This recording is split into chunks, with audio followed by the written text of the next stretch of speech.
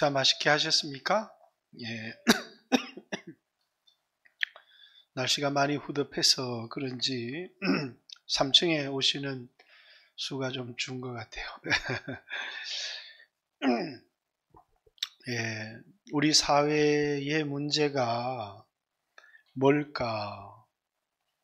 이제 나름대로 우리 사회의 문제를 여러 정치인들이, 원로들이 이제 이 사회의 문제들을 이제 여러 가지로 지적하는 것들을 이제 보게 됩니다.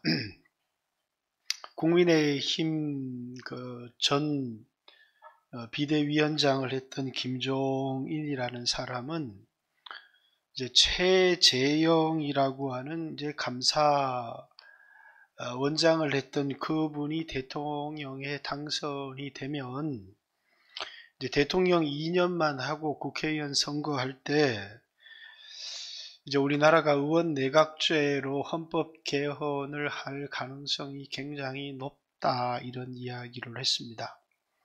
이제 이런 이야기를 한 배경에는 뭐냐면 우리나라의 문제가 이제 강력한 대통령의 권한 때문에 우리나라에 굉장히 많은 문제가 발생하고 있다라는, 자기도 그렇게 생각하지만 이제 이 최재형이라는 사람도 감사원장직 내려놓고 대통령에 나오는 중요한 이유가 우리나라의 이 문제는 대통령 중심제의 이제 강력한 그 권력이 대통령에게 집중된 데에 우리나라에 문제가 있다라고 하는 이 사회의 문제를 그렇게 보고 제가 그것이 옳다라는 게 아니라 그렇게 진단했다라는 것이죠. 저는 의원 내각제로 간다고 우리나라의 문제가 해결될 거라고 전혀 개인적으로 생각하지 않습니다. 대통령 중심제가 장점이 있잖아요. 그죠? 대통령이 잘못하니까 끝나고 나서 확실히 감방을 가잖아요. 책임 소재가 분명하니까 의원 내각제로 이제 사람들은 가자라는 사람들이 있지만 이제 촛불이라고 하는 것을 통해서 정부가 탄생을 하고 대통령이 당선이 되었지만 이제 국민을 너무나 우습게 보고 이용하려고 하고 검찰개혁이라는 명분으로 검찰을 장악하고 정관 수사를 하지 못하게 하고 이런 것들을 보면서 너무 대통령이 강력한 권력을 가지고 있다. 국회에서 합의되지 못한 장관을 35명이나 통과시키는 것을 보면 대통령의 권력에 문제가 있다라고 아마 한국의 많은 정치적인 원로들이 생각하고 있는 것 같습니다. 그것이 우리나라 사회를 진단하는 정치인들의 시각이 아닌가라고 하는. 진짜 문제가 뭘까요? 진짜 문제가. 오늘 본문의 얘기가 그렇습니다. 이스라엘 백성들이 이방인보다 잘 살아야 되는데, 예수 믿는 사람들이 예수 믿지 않는 사람보다 잘 살아야 되는데 잘 못 사는 겁니다. 저 옆에 있는 블레셋이라는 나라, 암몬이라는 나라, 이런 모압이라는 나라보다 선택을 받고 하나님 사랑을 받았다고 하는 이스라엘이 더 가난한 겁니다. 이게 이유가 뭘까?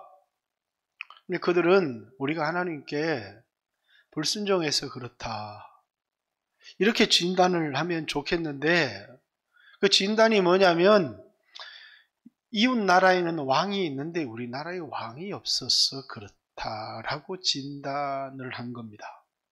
그렇죠. 이 많은 사람들이 자신의 문제를 진단하는 것, 어떻게 진단하고 어떻게 처방하느냐에 따라서 그 결과가 너무너무 달라지는 겁니다. 저는 가끔씩 이제 여기 작은 병이라도 밑에서 이제 수술을 하려고 하는 분들은 이제 의사가 많은 사람을 수술해 보지 않았기 때문에 이제 수술을 하는데 많은 경험이 부족한 그 경험의 부족도 있지만 이제 병을 정확하게 진단해내는 능력, 오진이라고 하는 거죠. 오진 발생률이 굉장히 많다라고 하는 겁니다. 수술을 해놓고 보니까 거기가 문제가 아닌 겁니다. 이런 오진, 사람의 몸도 어디가 문제인지를 정확하게 진단을 해야 그 다음에 이제 능숙한 이제 기술자 스킬을 가진 사람이, 그래서 의사는 두 가지 능력이 탁월해야 되는 겁니다. 하나는 이 사람의 병을 정확하게 진단하는 그런 실력이 있어야 되는 거고, 또 하나는 그 병을 이제 고칠 수 있는 스킬이 있어야 유능한 의사가 되는 거죠. 그래서 이제 저는 가끔씩 이제 서울로 가라고 권할 때가 참 많이 있습니다. 이유는 이제 스킬에도 서울에 있는 의사들보다 많이 수술하지 못한, 수술의 경험이 작다는 것도 문제가 있지만, 그보다 더 결정적인 이 정도는 밑에서도 수술을 많이 합니다. 이렇게 그런 경우가 많아요. 그러나 이제 진단이 만약에 잘못되어져 버렸다면, 그래서 이 진단이 애매한 부분에 관해서는 반드시 다시 진단해봐라 라는 이야기를 권면할 때가 많아요. 왜? 아무리 능숙한 수술의 실력을 가지고 있다고 할지라도 진단을 잘못하면 그건 전혀 치료를 할 수가 없는 것이거든요. 많은 사람들이 의사가 진단하면 이제 의사가 이렇게 얘기했다 라고 이렇게 너무나 쉽게 믿어버리지만, 큰 병일수록 이제 여러 병원에서 몇 차례에 걸쳐서 정확한 진단이 필요할 때가 이제 굉장히 많이 있습니다. 왜? 의사마다 너무나 다른 진단을 내게 될 때가 많이 있기 때문이죠. 우리 인간의 문제, 또 국가의 문제, 또 교회의 문제, 오늘 이 사회의 문제도 마찬가지입니다. 사람들마다 진단이 다르다라고 하는 사실입니다. 하나님은 우리 인간의 문제를 진단하기 위해서 율법이라는 걸 주셨어요. 근데 율법을 왜 주셨느냐면 이제 율법을 지켜보라는 겁니다. 여러분, 율법을 지켜보려고 몸부림쳐 봤습니까? 그리스도인들 중에서는 율법대로 살려고 몸부림쳐 보지 않은 많은 사람들이 있습니다. 그 사람들은 자신의 문제를 모릅니다. 왜 모르느냐면 율법이라는 진단 앞에서 내 진짜 문제를 보게 되는데, 율법대로 살려고 몸부림쳐 보지를 않았기 때문에 자신의 문제를 전혀 알지를 못하는 그런 그리스도인들이 굉장히 많습니다. 특별히 이방인 그리스도인들, 오늘 이 시대의 사람들은 특별히 더 그렇습니다. 그냥 우리 안에 죄가 있고 그냥 내가 죄인입니다라는 걸 고백하니까 내가 죄인입니다 이렇게 고백을 하지만 이제 그 의미가 뭔지를 잘 알지를 못합니다. 제가 그리스도인이 되고 나서 참 많이 회개를 했습니다. 왜 회개를 참 많이 했냐면 이제 율법대로 말씀대로 살려고 몸부림치니까 잘 안 돼요. 그래서 회개를 이렇게 하는 겁니다. 하나님, 어쩌다 보니까 이런 형편에서 내 결심이 약해서 그래서 내가 또 넘어졌습니다. 근데 주님, 이번만 용서를 해 주십시오. 내가 다시는 죄를 짓지 않겠습니다. 근데 이런 회개가 뭡니까? 아직도 자기를 모르고 있다는 거죠.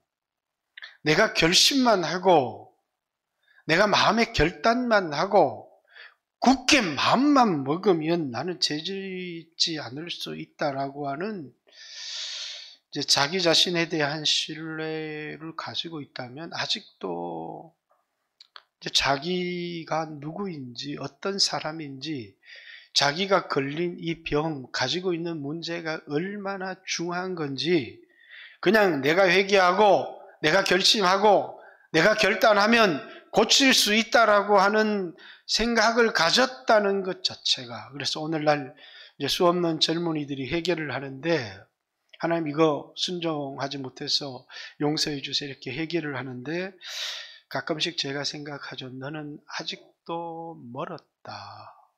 왜 멀었느냐 하면 아직도 자기를 제대로 진단하지 못했기 때문에 좌절도 하고 절망도 하고 또 회개도 하고 이렇게 하는데, 보면 뭡니까? 아마추어죠. 왜? 이제 자기 안에 있는 어떤 한 놈을 봐야 되는데, 그 놈은 뭐냐면 자기가 전혀 통제할 수 없는, 이길 수 없는 어떤 무서운 어떤 한 사람이 내 안에 있다는 사실을 율법을 지키면서 보게 되는 겁니다. 아무리 내가 결심하고 또 내가 몸부림치고 막 고난을 당해서 광야길을 갔다 온다고 할지라도 결코 나는 내 안에 있는 이 무서운 죄라고 하는, 이 죄성이라고 하는, 이 사르스라고 하는 이놈을 이길 수 없다라고 하는, 그러기 때문에 이제 예수님이 오셔서 십자가에 못 박혀 죽어주시는, 죄를 사해주는 용서만 필요한 게 아니고, 그냥 어떤 사람은 예수님이 오셔서 내 죄를 용서해 주시고 그래서 십자가에 피 흘렸습니다, 그래서 나는 예수님을 믿습니다, 그건 아주 섣부른 진단이라는 거예요. 그러니까 신앙이 다 실패를 해요. 왜? 아직도 그냥 예수님이 내가 어쩌다 지은 죄를 예수님께서 오셔서 그걸 담당하시기 위해 십자가에 죽으셔서 그래서 내가 구원을 얻었다 이렇게 생각하면 자기를 몰라도 너무너무 모르는 거라는 거예요. 예수님이 내가 지은 죄를 다 용서해 주셨지만 내 삶이 변하지를 않아요. 내가 결심한다고 해서, 용서받았다고 해서 내가 내 안에 있는 옛사람을 통제할 수 있는 방법이 나에게는 없다는 사실이에요. 그렇기 때문에 내 자신이 십자가에 못 박혀야 될 뿐만 아니라 예수님이 내 안에 오셔서 나를 다스려 주셔야 된다는 사실을, 그리고 나는 나를 어찌할 수 없는 사람이라는 사실을 모르는 거죠. 자기가 해결을 하려고 하면 전혀 해결을 할 수 없다는 거예요. 그래서 사람들은 진단이 잘못되었기 때문에 아무리 몸부림쳐도 자신의 삶이 변화되지 않고 바꾸지 못하는 사람들이 굉장히 많이 있는 거예요. 그냥 예수님은 이 땅에 오셔서 우리의 죄를 처리해 주시기 위하여 십자가에서 피 흘려 죽으신 분 정도로만 생각을 하고 있다면 예수 믿어 구원을 얻은 하나님 자녀는 될 수 있을지 모르지만 그 삶을 변화시킬 수 있는 능력이 그에게는 전혀 없어요. 예수님이 오셔서 십자가에 못 박혀 죽는다고 해서, 그렇죠, 여러분들이 용서를 받았고 하나님 자녀가 되었습니다. 그랬어요. 여러분 삶이 바뀌셨습니까?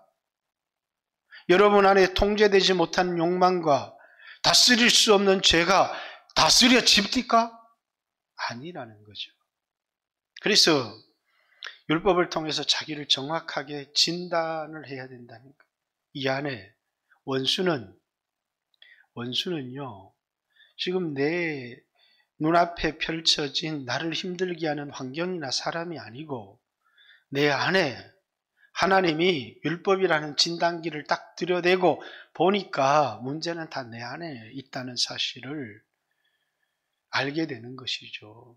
그리고 바로 그놈이 죽어야 문제가 해결된다는 사실을 아는 겁니다. 예수님은 나를 위하여 죽어주신 분일 뿐만 아니라 또 내가 그 예수님과 함께 죽어야 된다라는 사실을 알지를 못하면 우리가 구원을 얻은 하나님 자녀가 되어 영원히 지옥불에는 안 떨어질지 모르지만 이 땅에서 여러분 삶이 변화되어지고 하나님의 형상을 닮은 온전한 사람으로 가는 길에 아무런 치유의 역사도 일어나지 않는다라는 사실이에요. 왜? 율법이라고 하는 것을 통해서 그 율법을 지키기 위해서 아주 몸부림쳐 본 사람은 이 속에 어떤 한 놈이 들었는데 그 놈이 어떤 놈인지를 아는 거지. 그냥 뭐 대충 살면서 오늘 어겼네. 그리고 이렇게 내가 불순종하면 하나님 나한테 복 주지 않을지 몰라. 그리고 이제 주일날에 가서 주님 용서해 주십시오. 그리고 또 나가서 생활하고, 이런 사람은 자기의 문제를, 자기의 심각상을 그리스도인이라는 이름을 가지고 있을지 모르지만 전혀 진단하고 있지 못하다는 사실이에요. 그래서 항상 피상적인 그리스도인으로, 껍데기는 그리스도인인데 삶은, 그 내면은 전혀 진실한 그리스도인이 되지 못하는, 그리고 이제 자기 자신을 바라볼 때마다 항상 나는 위선자야 라고 하는 괴로움들을 좀 가지고는 있어요. 그런데 나만 그런가? 처음에는 괴롭다가 나중에는 길박 같은 마음이 되어가지고 다 그렇지 뭐. 그렇게 인생을 살아가다 끝내는 사람들이 굉장히 많다라는 거예요. 왜? 율법이라는 진단기를 자기 앞에 대보지를 않았어요. 율법이라는 진단기로 자기를 진단하려면요, 율법대로 살려고 하드끈 입술이 시커멓게 타도록 하도록 노력해보고 회개해봐야 됩니다. 그래야 내 안에 든 이 재성이라고 하는 놈이 얼마나 무서운 놈인지, 이 재성의 실체를 제대로 깨닫고 알 수 있다는 거예요. 그래야 예수님이 이 세상에 육체를 입고 오신 진짜 이유를 알 수 있고, 그 예수님을 정말 의지하는 삶을 살아가게 되는 겁니다. 여러분의 문제를 제대로 진단하셨습니까? 국가의 문제를 떠나서 여러분의 문제를 제대로 진단했는가? 자, 사무엘 시대, 사무엘의 아들들이 사무엘처럼 하나님 말씀대로 잘 재판을 했다면 어쩌면 그 시대의 문제를 알지 못하고 넘어갔을지 모릅니다. 그런데 사무엘의 아들들이 이익을 따라서 재판을 하고 판결을 굳게 하니까 이제 백성의 지도자들이 와서 이제 우리나라에 문제가 있는데, 오늘 우리가 다른 나라보다, 우리가 이 선택을 받은 하나님 백성인데 세상 사람들보다 더 가난하게 살지 않습니까? 그것은 우리가 불순종했기 때문입니다. 이러면 너무 좋았을 텐데 진단을 이렇게 한 겁니다. 우리에게 왕이 없어서 그렇기 때문입니다. 그렇죠? 이제 진단이 잘못되고 내려지는 모든 처방은 그 문제를 하나도 해결할 수가 없어요. 여러분, 진단이 잘못되어서 한 수술은 그 사람을 치료를 못해요. 그렇듯이, 자, 우리가 세상보다 가난한 이유가 뭐냐? 제도가 잘못되어서 그렇다는 거예요. 자, 우리나라가 자꾸 이렇게 되어지는 이유가 뭐냐? 이 그리스도인들이 똑바로 정신을 차리고 회개를 해야 되는데 그리스도인들이 내로남불이에요. 오늘 이 사회에 세상이 문제가 있는 건 당연하지만 오늘 교회의 문제가 심각하고요. 또 이 당시에도 뭐냐면 그들은 뭡니까? 율법은 있었지만, 율법은 알았지만 순종은 안 했어요. 그러니까 문제는 우리가 순종을 못하고 있다는 게 문제입니다.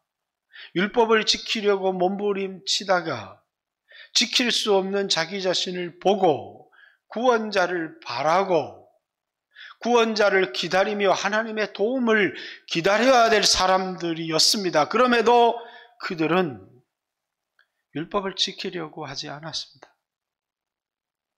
오늘 우리의 문제는, 그러니까 이방인들이나 우리의 삶이나 다를 게 있습니까? 저것들이나 우리나 비슷한데, 근데 우리는 왜 쟤들보다 더 나라가 가난하죠? 우리는 왜 쟤들보다 훨씬 더 불안하고 힘들게 살아야 합니까? 우리에게 쟤들과 다른 게 있는데, 쟤들은 왕이 있는데 우리 왕이 없기 때문에. 우린 세상과 다르게 살아야 되는데 우리 문제를 해결하기 위해서 세상처럼 되어지려고 한 겁니다. 아, 세상이 우리보다 더 잘 사네. 가만 세상을 연구해 보니까 우리에게 없는 게 있어요. 그게 왕이거든요.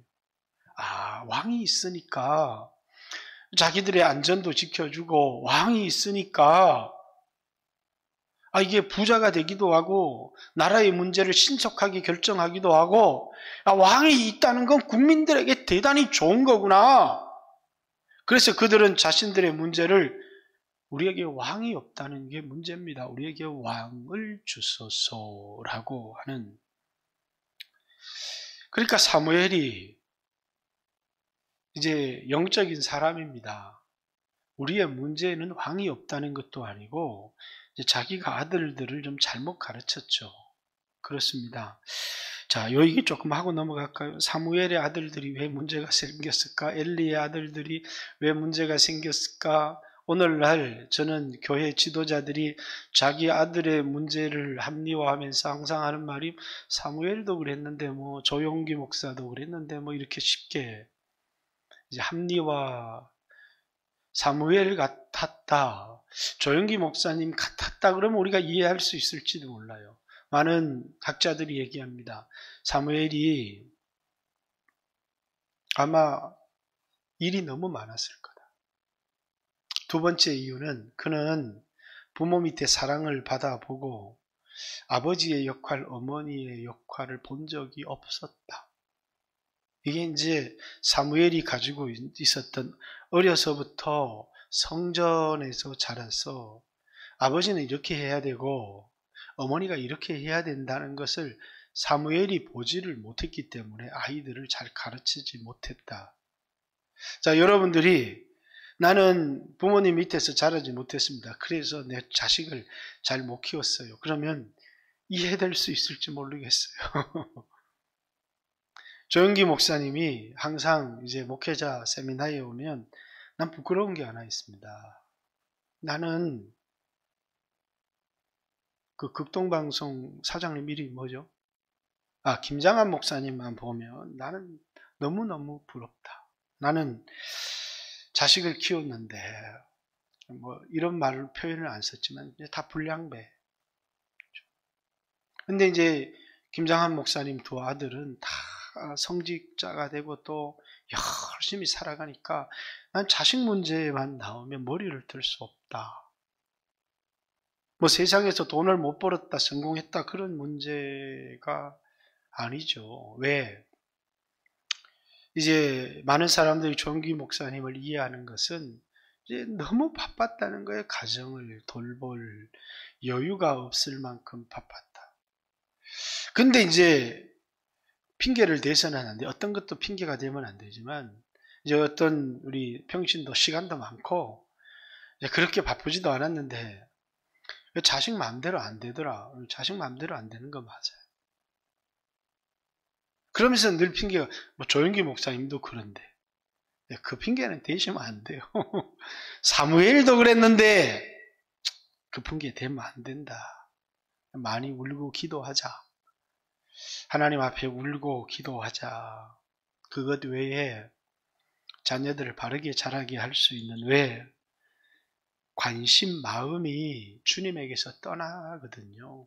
자꾸 관심이 세상에 있어요. 왜? 기독교가 이제 이 사람들도 영생에 관심이 있어야죠. 썩지 아니할 양식을 주시겠다는 거예요. 근데 종교가 가지고 있는 관심이 이 세상에서 복을 받는 일에 자꾸 관심을 갖고 있는 거예요. 하나님이 그리스도인들 되면 세상 사람들보다 10배 잘 살게 해줄게, 이런 약속이 없고, 예수 믿으면 뭐라고요?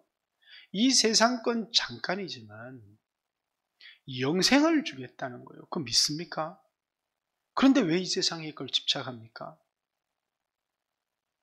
주님이 썩을 양식을 위하여 일하지 말고 영생하도록 있는 양식을 위해서 하라, 이렇게 얘기할 때는 이 세상에 아무리 좋아도 그건 사라지고 없어지는 건데, 나를 믿고 나를 따르는 자에게 내가 뭘 주려고 하느냐면 영원한 생명뿐만 아니라 썩지 아니하는 영원한 보화와 부여를 우리에게 주겠다는 거예요.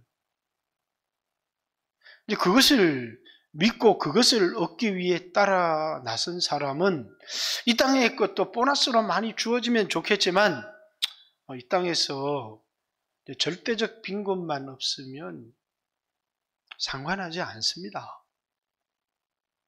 근데 이제 우리는 여기 백성들처럼 왜 우리가 믿지 않는 사람들보다 더 가난해야 됩니까? 그럼 하나님이 순종해. 그럼 너희들 안전을 지켜주고, 지금 너희들이 잘못된 관심, 불순종하고 세상을 사랑하니까 널 징계하는 거야. 이렇게 오늘 자기에게 있는 가난과 어려움을 징계로 이해하는 것이 아니고, 나에게 불순종이라고 하는 내 욕심대로 살려고 하는 세상에 대한 잘못된 관심에 문제가 있다 이렇게 생각하는 게 아니고, 우리도 이방인들처럼 제도를 바꾸면 돼. 여러분, 진단이 바뀌면 해결책이 달라져요. 하나님 앞에 나오게 돼 있고 엎드려지게 돼 있고 이렇게 돼 있는데, 진단이 바뀌어지지 않은 사람은 언제나 인간적 방법으로 살아갑니다. 이것이 문제예요. 또 이제 잠시 자기를 다스릴 수 없어서 인간적인 방법으로 살아가도 더 큰 어려움이 탁 찾아오면 그게 바로 자기에게 하나님이 주시는 사인으로 알고 바로 돌아와서 거꾸러지게 되어 있어요. 이게 이제 그리스도인들이 자기를 정확하게 진단한 사람들에게 나타나는 모습이고 행위이죠. 그런데 두들겨 맞아도 이유를 알지를 못해요. 왜 두들겨 맞는지, 왜 때려요? 왜 때려요? 이러면서 두들겨 맞는 이유를 알지를 못한다는 거예요. 그리고 자꾸 엉뚱한 처방들을, 인간적인 처방들을 이렇게 내어놓아요. 왜? 하나님을 알지 못하기 때문이다. 이렇게 성경은 얘기를 합니다. 내 백성에게 하나님을 아는 지식이 없기 때문에, 그 문제가 뭐냐면, 이 시대의 문제도 뭐냐면 왕의 문제, 정치적인 제도의 문제, 그것도 잘 개선되면 좋겠지만 그건 부차적인 문제라는 거예요. 진짜 문제는 불순종에 있다는 거예요. 그러니까 하나님께서 왕의 제도든 아니면 하나님이 직접 통치하는 제도든 그건 죄는 아니에요. 왜? 사실 더 어려운 길이죠. 하나님 말씀을 듣고 순종하면 되는데, 이제는 하나님이 왕에게 말씀을 주고 왕이 이제 율법책을 늘 상고해서 읽다가 하나님 말씀에 순종해서 백성을 다스려야 되니까 한 단계를 거쳐야 되잖아요.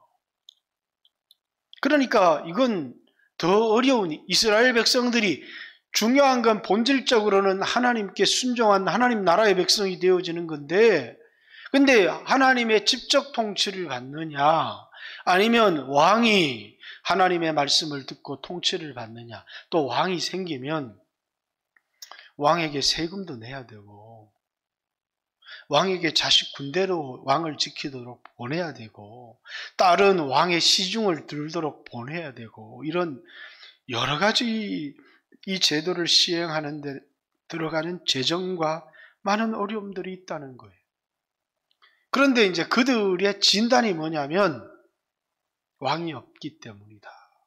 물론 나중에 다윗 같은 이스라엘 백성이 하나님의 통치를 받는데 자기 마음대로 통치하는, 사울처럼 왕이 여호와의 말씀을 버렸으므로 여호와께서 왕을 버려 이스라엘의 왕이 되지 못하게 하셨습니다. 왕은 하나님께 좋은 제사를 드리는 사람이 아니라 왕의 음성을 듣고 순종하여 백성들에게 그걸 지키도록 권면하고 가르치는 사람이 왕이잖아요. 그래서 왕이요, 하나님이 제사, 또 하나님이 기름을, 하나님의 음성을 청종하는 것, 하나님 말씀 순종하는 것 기뻐하신 만큼 기뻐하시겠느냐? 본질이 뭐냐면 하나님 말씀을 듣고 순종하는 거라는 거예요. 그런데 이제 이사야 때 보면 듣고 순종은 안 하고 계속 제사만 드리는 거예요. 피의 제사. 그래서 하나님이 성전문 닫아버려라. 내가 너희들이 드리는 피에 내가 취했고, 이렇게 말씀하시는 장면들이 나옵니다. 그래서 오늘 여러분과 저도 우리의 진정한 문제가 뭔가, 순종을 하려고 하니까 이게 이제 만만한 게 아니에요. 순종을 하려고 할 때 반드시 위기가 찾아와요. 위기. 그죠? 왜? 그 순종은 이성적으로 납득이 되거나 나한테 이익이 되거나 합리적인 설득이 되는 말씀이 아니거든요. 하나님께서 여리고를 돌라는 거예요. 하루에 한 바퀴씩. 1회째 7바퀴 돌고 소리 지르면 무너진다. 그게 합리적이고 이성적입니까? 요단을 건너는데 흐르는 물에 하나님이 댐이라도 막아놓고, 야, 우리 오늘 이성적인 방법은 좀 힘들더라도, 시간이 지체되더라도 좀 요단을, 댐을 막든지 물길을 돌려라. 그리고 이제 건너고 나서 이제 물길을 트자. 이건 합리적으로 이해가 되는데, 흐르는 물 위에 걸어 들어가라는 겁니까? 그럼 다 죽으라는 거예요. 그럼 물길이 선다고 해서 끊임없이 물이 서겠습니까? 이게 이해가 갑니까? 오늘 우리에게 들려주는 모든 음성이 그래요. 하나님 말씀을 듣고 나면 황당하기 그지없을 때가 참 많다, 그 말입니다. 여리고를 앞에 두고 이제 길갈에 진을 쳤는데, 이제 남자들이 건강하고 막 이렇게 해야 전쟁을 할 수 있는데, 거기서 할례를 받으라는 겁니다. 말도 안 되는 명령이죠. 오늘 만약에 제가 여러분들에게 이렇게 합시다 그러면 그래도 곱게 얘기하겠지만 어떤 사람들은 목사님 돌았습니까? 이렇게 말하는 사람이 나올지도 몰라요. 왜? 전혀 이성적이지 않고 전혀 합리적이지를 않다는 겁니다. 성경에는 수없는 이런 말씀들이 우리에게 있어요. 왜? 하나님이 우리의 순종을, 하나님 능력이 없는 게 문제가 아니에요. 우리 순종을 테스트해 보시기 위해서. 근데 이제 오늘 하나님이 우리에게 말씀을 하시는 걸 딱 들으면 어떤 말은 이건 내가 순종해도 손해날 게 하나도 없어. 순종 잘합니다. 근데 전쟁을 해서 얻은 노획물이 너무 많아요. 쓰면 좋잖아요. 그럼 왜 다 죽이라고 합니까? 말을 수없이 얻었어요, 다윗이. 그러면 이 말을 전쟁에 활용하면 좋잖아요. 말 뒤꿈치를 다 잘라버리라는 겁니다. 그러니까 다윗은 엄청난 말을 얻었는데 그 말의 뒤꿈치를 다 쳐버립니다. 힘을 쓸 수 없는 말을 만들어버리는 거예요. 왜? 우리의 힘은 말이나 가진 돈에 있는 게 아니라 하나님이 우리의 왕이시고 우리의 힘은 순종에서 나오는 거다 라고 하는 것을 다윗이 너무나 잘 알았기 때문입니다. 하나님 보여야 순종에서 나올 것 아니에요. 그런데 하나님 보이지 않는데 순종하면 죽을 것 같거든요. 이게 순종이 되나요?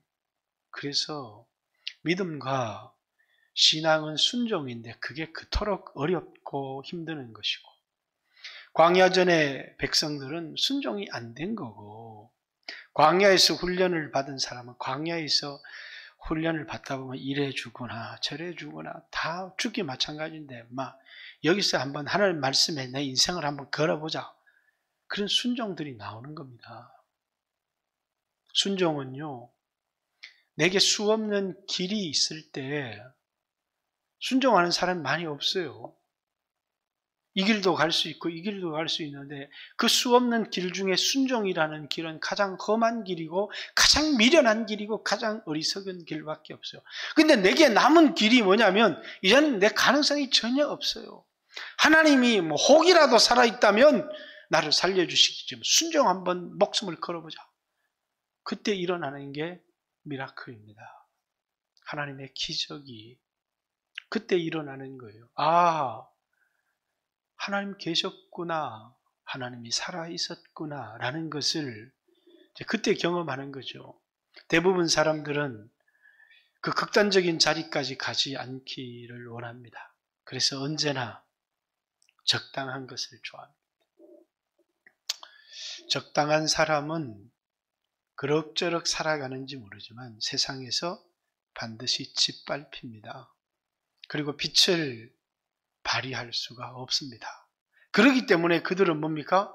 선택을 받은 백성인데 제사장의 역할을 못하고 세상에 짓밟히고 세상만 못한 겁니다. 그리고 그 원인을 불순종에서 찾는 것이 아니라 왕의 제도에서 찾고 있는 겁니다. 오늘 여러분과 저도 우리의 문제를 정확하게 진단했는가를 한번 보십시오. 그리고 이 길은 결코 만만하지 않다는 사실도 알아야 합니다. 이것이 하나님 백성의 길이고, 이것이 순종의 길이고, 이것이 믿음의 길이고, 이것이 영생의 길이고, 이것이 제자의 길임을 잊어서는 안 됩니다. 같이 한번 주여 하신 후에 오늘 들은 말씀을 생각하고 하나님 앞에 한번